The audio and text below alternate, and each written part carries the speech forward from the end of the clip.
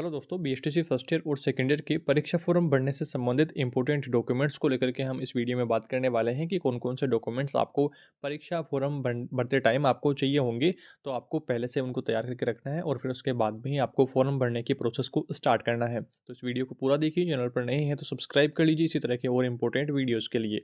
दोस्तों, पहली चीज़ आपको चाहिए होगी अपनी पासपोर्ट साइज़ फ़ोटो, और उसकी जो साइज़ है वो आपको चाहिए होगी 50 केबी के अंडर में। और यहाँ पर दोस्तों ये जो फाइल का फॉर्मेट होगा वो जेपीजी होगा, और सिग्नेचर आपका होगा वो भी 50 केबी के अंडर में, और इसका फॉर्मेट भी जेपीजी। नॉर्मल फ़ोटोज़ दोस्तों 500 केबी, 400 केबी, कई कई फ़ोटोज़ 1 एमबी, 2 एमबी इस तरह से होती है। तो उनकी साइज़ को किस तरह से कम करना होता है, जेपीजी फॉर्मेट में किस तरह से लाना है अगर किसी और फॉर्मेट में है तो उसकी कंप्लीट प्रोसेस को लेकर के हमने एक वीडियो बना रखा है। डिस्क्रिप्शन में उसका लिंक डाल दूँगा, उस वीडियो को ज़रूर से देख लीजिएगा। तब आपको आपका जो कोई भी डॉक्यूमेंट है, कोई भी फ़ोटो है, तो उसकी साइज़ कम करना आपको आ जाना चाहिए। ज़्यादातर एग्ज़ाम्स में दोस्तों जब भी आप फॉर्म फिल करते हैं तो उनमें 50 केबी, 20 केबी इस तरह से फ़ोटो की साइज़ और सिग्नेचर की साइज़ माँगते हैं। तो आपको फ़ोटो की साइज़ और सिग्नेचर की साइज़ कम करना, उसको जेपीजी फ़ॉर्मेट में, पीडीएफ फ़ॉर्मेट में चेंज करना, वो सब कुछ आपको आना चाहिए।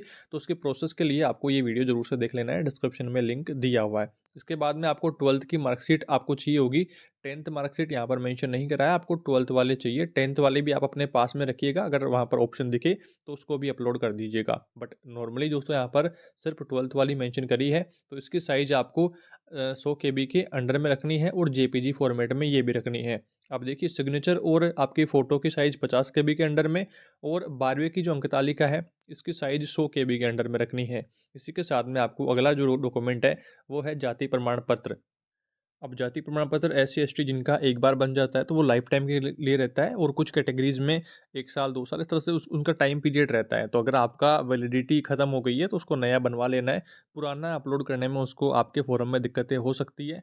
तो अभी देखिए, फ़ोरम स्टार्ट होंगे तो लगभग 15 दिन फ़ोरम चलने वाले हैं और डेट बढ़ भी सकती है।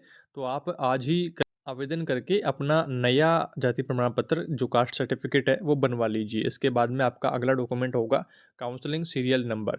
काउंसलिंग सीरियल नंबर जब आपने बीएसटीसी जॉइन करी थी, बीएसटीसी में जब आपने काउंसलिंग करवाई थी, 3000 रुपये जमा करवाए थे, उस टाइम आपको नंबर मिले होंगे तो वो नंबर होंगे। और अगर आपके पास ये नंबर आपको नहीं पता है या डॉक्यूमेंट आपके खो गए हैं तो आपको कॉलेज से संपर्क करना है, कॉलेज वाले आपको बता देंगे। इसके बाद में अगला डॉक्यूमेंट है प्रवेश दिनांक। प्रथम वर्ष में जब आपने प्रवेश लिया था तो कॉलेज अलॉटमेंट की, कॉलेज आवंटन की आपको डेट पता होनी चाहिए, तो वो भी फिल आपको करनी पड़ेगी। अगर डेट आपको नहीं पता है तो कॉलेज से संपर्क करिएगा, कॉलेज के डॉक्यूमेंट से वो देख करके आपको बता देंगे। आधार कार्ड की फ़ोटोकॉपी इसके बाद में आपको चाहिए होगी। नॉर्मल डॉक्यूमेंट्स है, कोई ज़्यादा डॉक्यूमेंट्स आपको भारी दिक्कतों का सामना करना नहीं पड़ने वाला है। और एक मज़ेदार बात भी दोस्तों इस वीडियो में आपको बताने वाला हूँ कि फ़ोरम में अगर आपको कोई भी गलती हो जाती है तो आपको क्या करना है, तो वीडियो को पूरा देखिए। सबसे पहले हम बात करते हैं फ़ोरम भरने से संबंधित कुछ स्टेप्स की हम बात करेंगे। क्या-क्या सावधानी रखनी है, आइए कुछ मेन बिंदुओं को हम डिस्कस करते हैं। पहला बिंदु देखिए, आपको सालादर्पण वेबसाइट पर जाना है और उस पर डीएलएड ऑप्शन चूज़ करना है। इसकी ऑफिशियल वेबसाइट का लिंक मैं डिस्क्रिप्शन में डाल दूँगा, सीधा आप वहाँ पर पहुँच जाएँगे। स्टूडेंट ऑप्शन पर आपको जाना है, स्टूडेंट लॉगिन पर, और अपना यूज़र नेम और पासवर्ड डाल कर के आपको लॉगिन करना है।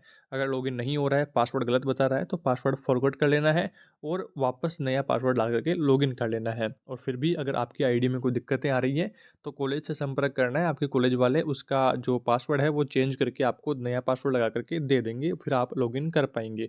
उसके बाद में लॉगिन करने के बाद में डीएलएड एग्जाम एप्लीकेशन वाला पोर्टल पर आपको जाना है, कैंडिडेट प्रोफाइल पर जाना है, और प्रोफाइल में दी गई जानकारी को अच्छी तरह से चेक कर लेना है।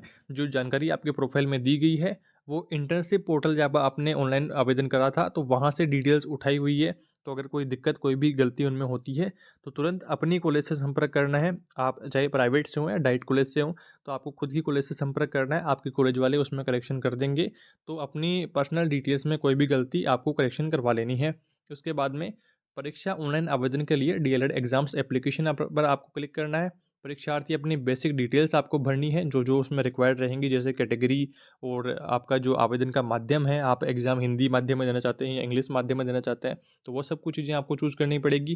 कैंडिडेट क्वालिफिकेशन आपको डिटेल्स भरनी पड़ेगी, और उसके बाद में सेव एंड नेक्स्ट आपको करना है। और आगे देखिए, आपको सब्जेक्ट जो सिलेक्शन आपको करना है उसमें आपको सब्जेक्ट का चयन ठीक तरीके से करना है। जो तृतीय भाषा आप चुनेंगे सेकेंड ईयर में वो ठीक तरीके से चुननी है, संस्कृत या फिर सिंधी या फिर पंजाबी, गुजराती, जो भी भाषा आपको लेनी है तो वो सही चूज करनी है, उसका कोड सही डालना है। और साथ में दोस्तों आपका जो सोशल साइंस और जो साइंस में से आपको एक चूज करना है, तो वो भी अच्छी तरह से चूज़ करना है। एक बार आपका फ़ोरम सबमिट होने के बाद में, एक बार फ़ोरम की डेट जाने के बाद में आपको फिर उसी सब्जेक्ट की तैयारी करनी पड़ेगी, तो वो आपको बातें ध्यान रखनी है। इसके बाद में प्रथम वर्ष और द्वितीय वर्ष में अनुत्तीर्ण जो परीक्षार्थी हैं, उनको पूर्ववर्ती आवेदन पत्र का चयन करना है और द्वितीय वर्ष में उत्तीर्ण परीक्षार्थी परंतु जिनका वृहद परिणाम प्रोन्नत हो, तो वो परीक्षार्थी प्रोन्नत द्वितीय अवसर का चयन करेंगे और प्रोन्नत रहे विषयों का चयन सावधानीपूर्वक करेंगे। बैक पेपर्स का जो चयन है, वो ठीक तरीके से आपको करना है। डीएलएड द्वितीय वर्ष परीक्षा 2022 में पूरक रहे परीक्षार्थी डीएलएड द्वितीय वर्ष पूरक परीक्षा में भी अनुत्तीर्ण रहने पर पूरक द्वितीय अवसर यानी कि दोबारा से दोबारा तो वो आवेदन करने का आपको चयन करना है और पूरक रहे विषयों का चयन सावधानीपूर्वक करना है। फ़ोटो और साइन अपलोड करना है, साइज़ किस तरह से कम करना है, उसको लिए वीडियो अवेलेबल है, डिस्क्रिप्शन में लिंक दिया हुआ है, उसको देख लीजिएगा। और कैंडिडेट डॉक्यूमेंट पर आपको और कास्ट सर्टिफिकेट, पीएच सर्टिफिकेट आदि आपको अपलोड करना है और सेव एंड व्यू एप्लीकेशन पर क्लिक करना है। उसके बाद में आपको सारी डिटेल्स को चेक कर लेना है कि आपने सही भरी है या कुछ गलती तो नहीं कर दी। स्क्रीन पर प्राप्त जो ऑनलाइन आवेदन पत्र आपका रहेगा, उसको चेक करें, सही होने पर उसको फाइनल सबमिट कर दें और सेव चेंज पर क्लिक कर दें। इस तरह से आपका आवेदन कंप्लीट हो जाएगा। उसके बाद में भी अगर आपके फॉर्म में कोई मिस्टेक रह जाती है, मान लो आपने आज आवेदन करा और कुछ गलती उसमें रह गई, तब फिर दोस्तों आपको क्या करना है, अप्लाई फॉर रिजेक्शन पर क्लिक करना है। उसके बाद में आपके कॉलेज के पास में वेरिफिकेशन के लिए आपका फॉर्म जाएगा, तो वहाँ से वो रिजेक्ट कर देंगे, तो फिर आप वापस से अपना आवेदन कर पाएंगे। वापस से फॉर्म भरने के लिए आपका पोर्टल ओपन हो जाएगा, फिर आप वापस से अपना फॉर्म भर जाएंगे। तो ये अच्छी बात है कि आपका अगर फॉर्म में कुछ गलती हो जाती है तो आप उसको रिजेक्ट कर पाएंगे और कुछ टाइम बाद में वो वापस से आपका फॉर्म भरने के लिए अवेलेबल हो जाएगा। तो कोई भी टेंशन वाली बात नहीं है, आप आसानी से मोबाइल से अपना फॉर्म किस तरह से फिल करें उसको लेकर के हमने कंप्लीट वीडियो बना रखा है, डिस्क्रिप्शन में उसका भी लिंक दिया हुआ है। वीडियोज़ को देखिए और आपको अच्छी तरह से संतुष्ट होने के बाद में ही फॉर्म भरिए। जल्दबाजी आपको नहीं करनी है। कोई भी दिक्कत, कोई भी समस्या आपको आती है तो पूछ लेना है, पूछ करके आपको काम करना है। आपको खुद का दिमाग नहीं दौड़ाना है। खुद से दोस्तों जल्दबाजी करने से गलतियाँ हो जाती हैं, तो गलतियों से बचना है और आपको आराम-आराम से अपना फॉर्म फिल करना है। और देखिए, आवेदन पत्र का प्रिंट आपको ले लेना है। अगर आप ई-मित्रा से भरवा रहे हैं तो प्रिंट अपने पास रखना है और अगर आप मोबाइल से भर रहे हैं तो उसकी पीडीएफ सेव करके रखनी है। आपको मोबाइल से भरने में भी दोस्तों ज़्यादा दिक्कत नहीं रहेगी, आसानी से आप अपना फॉर्म फिल कर पाएँगे क्योंकि चालान नहीं काटना है, सिर्फ़ आपको कुछ ऑप्शन सेलेक्ट करने हैं और उसके बाद में फाइनल सबमिट कर देना है, तो आसानी से आप मोबाइल से फिल कर पाएँगे। फिर भी अगर आप ई-मित्रा से फिल करवाते हैं तो कम पैसे में ही करवाना है और उसकी प्रिंट लेकर के अपने पास सुरक्षित रखनी है। और उसका जो परीक्षा शुल्क है, वो आपको अपने संस्थान में, अपने कॉलेज में जमा करवाना है। परीक्षा शुल्क को लेकर के काफ़ी स्टूडेंट अभी डाउट में हैं कि कितने हमें हमारी परीक्षा शुल्क लगने वाली है।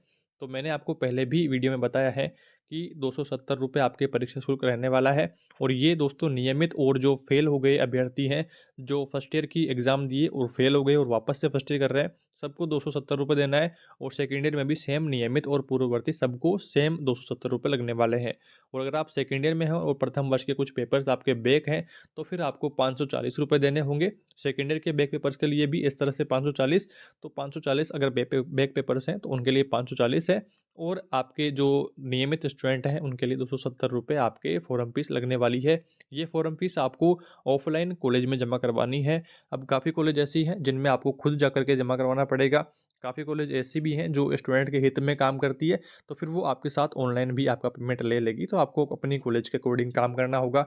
अगर आपके कॉलेज वाले कहते हैं कि आपको कॉलेज में आकर के ही पैसे जमा करवाना है, तो आपको कॉलेज के अकॉर्डिंग काम करना है। और एक मेन बात, आपकी परीक्षा संबंधित क्लासेस जल्दी ही शुरू होने वाली है। काफ़ी सारे अधिकतम वीडियोज़ मैंने डाल रखे हैं इंपॉर्टेंट नोट्स के, इंपॉर्टेंट क्वेश्चंस के, तो उनको देखिए, उनसे अपनी तैयारी को कंटिन्यू रखिए। जल्द ही आपके लिए परीक्षा की क्लासेस शुरू होंगी और आपके important questions, important notes, PDF वगैरह सबकी हम बात करेंगे। आपके सारे डाउट्स को दूर करेंगे। चैनल के साथ में जुड़े रहना है। चैनल पर नए हैं तो सब्सक्राइब कर लीजिए इसी तरह की इंपॉर्टेंट वीडियोज़ के लिए। और आप हमें सजेस्ट करना चाहते हैं कि हमें किस तरह की वीडियोज़ आपके लिए लाने चाहिए, आपका आप कौन-सा डाउट फेस कर रहे हैं जिस पर हमें वीडियो बनाना चाहिए, आप कमेंट करके ज़रूर बताइए। इस वीडियो में इतना ही, जल्दी मिलेंगे एक नई वीडियो में नई जानकारियों के साथ। Thank you for watching this video.